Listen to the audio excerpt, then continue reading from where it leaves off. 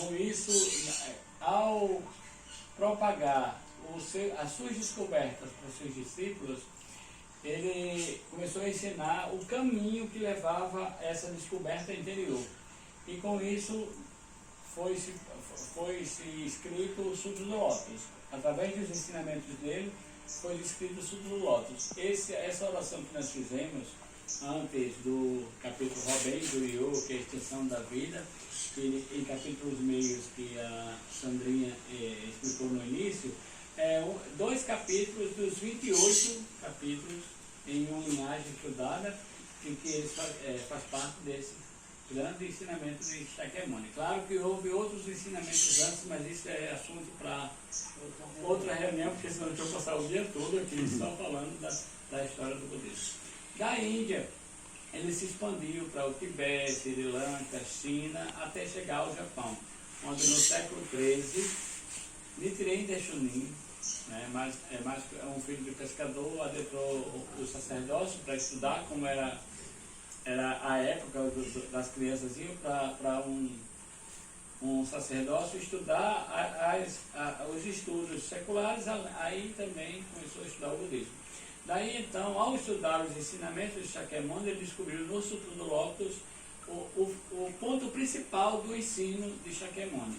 E do Sutra do Lótus, o título do Myoho Renge-kyo, ele entendeu que seria o coração do Sutra, e que seria o ápice do ensino de Shakyamuni. E dali ele colocou o caractere Namu, que é devotar-se, Nam, que suprimido fica Nam, e daí virou o Nam-myoho Renge-kyo. O que significa Nam-myoho Renge-kyo?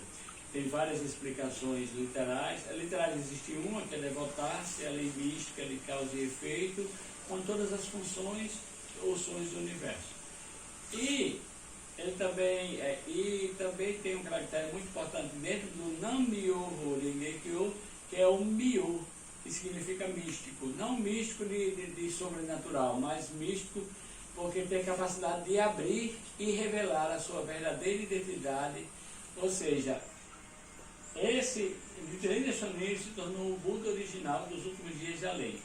O budismo também é estudado em 3 épocas, primeiros, médios e últimos dias da lei, que também é assunto para outras reuniões.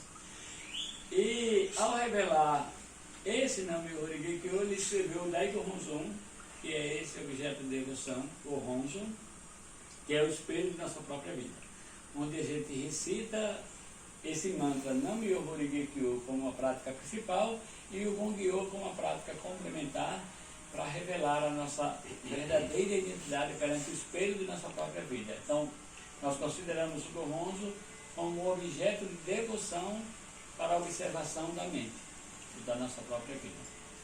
E daí a gente desenvolve esse grande potencial que existe dentro da gente. Eu quero um Buda. Um Buda não é um homem. É um ser que despertou para a sua verdadeira identidade. Um ser humano, um mortal comum iluminado pela lei, se torna Buda. É o desperto, o que despertou para a sua verdadeira identidade. E hoje nós vamos falar especificamente sobre o 3 de maio. Por que 3 de maio? Na verdade, o que significa o 3 de maio para nós? Foi falado na mensagem sobre sentimento. Nós vamos falar muito sobre o potencial do coração. O coração como o Sr. José Roberto falou sobre gratidão. A gratidão é um sentimento importantíssimo para o ser humano que nós enfatizamos. Agradecer por tudo, por estar vivo, por estar aqui, por conhecer Sandrinha, por conhecer vocês, por poder ter voz e força para propagar essa lei. Gratidão a todo dia quando se levanta. É a gratidão que move o ser humano, não é verdade? Até os animais têm gratidão. Então, por que não nós nos despertarmos para a nossa gratidão? E existem vários fatos históricos que envolvem 3 de maio com a história da nossa organização. Bom, e do Japão, no século XIII, no século XIII não, em 1930, um educador que participava de reuniões fechadas em mosteiros sobre o budismo, ele sentiu o desejo de levar esse budismo para a sociedade como um todo, não só fechado àqueles religiosos naquela época, de 1930. Então ele resolveu fundar o que seria hoje a Soka Gakkai, que na época foi fundado como Soka Kyoiku Gakkai.